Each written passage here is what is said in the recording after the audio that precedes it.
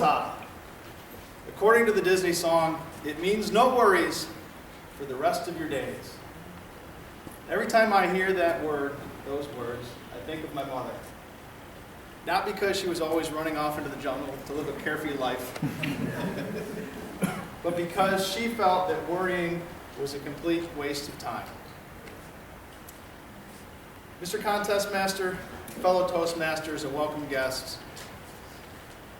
In 1998, at the very young age of 58, my mother was diagnosed with breast cancer. And that diagnosis began a 10-year battle that she eventually lost. When I first got that news that she had cancer, I didn't know how to react. I'd never had anyone close to me with a diagnosis like that. All I could think of was the cliches, like you see on TV and the movies. How much time have you got? I think in reality, there's no doctor that would answer that because there's so many variables, there's no way to know, so they just tell you what you can do. But I don't think my mother ever even asked how much time have I got. All she asked was, how do we fight it? When they told her she had cancer, she said, how do we fight it? When they told her that the cells had gotten through the lymph nodes and into her bones, she said, how do we fight it? Every step of the way, how do we fight it? In my head, I had all this fear and all these what-if scenarios, but my mom always said, we won't know anything until we know something. There's no use worrying. And for a long time, the miracles of modern medicine prevailed. She had good days, she had good years.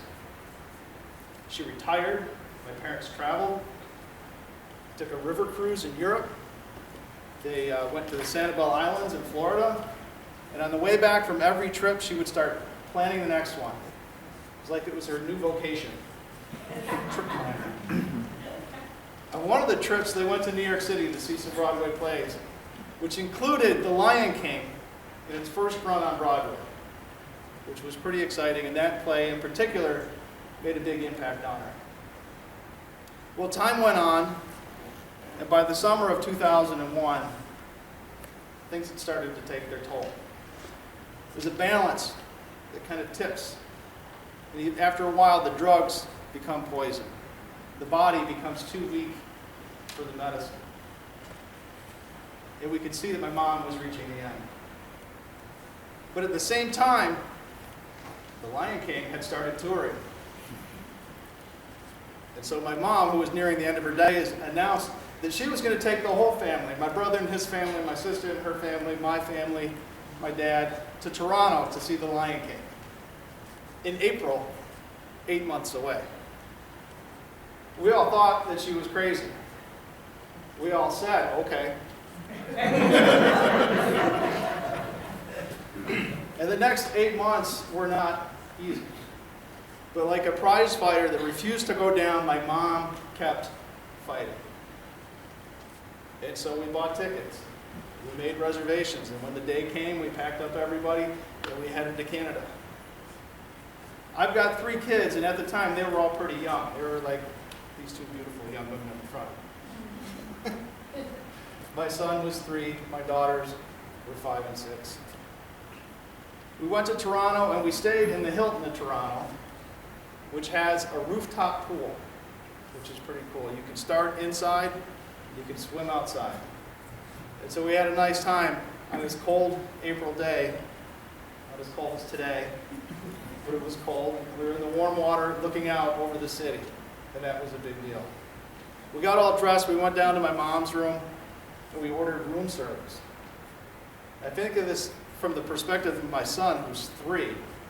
He went on a trip with the family. He went to a foreign country. He swam on a roof.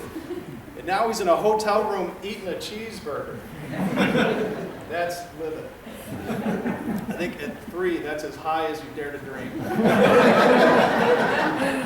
It was a happy camp. So eventually the time came for the show.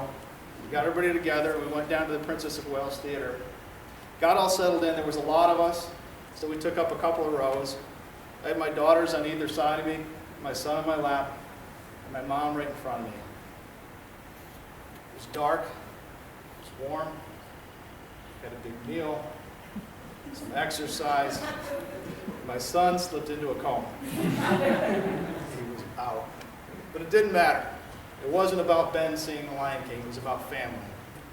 And so that's how it came to pass that I found myself sitting there in this theater with my son on my lap, my mother in front of me, and on stage in all of its glory, they're singing The Circle of Life.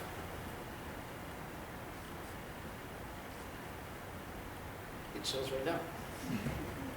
That was one of the most beautiful, profound, and perfect moments that I can remember in my life.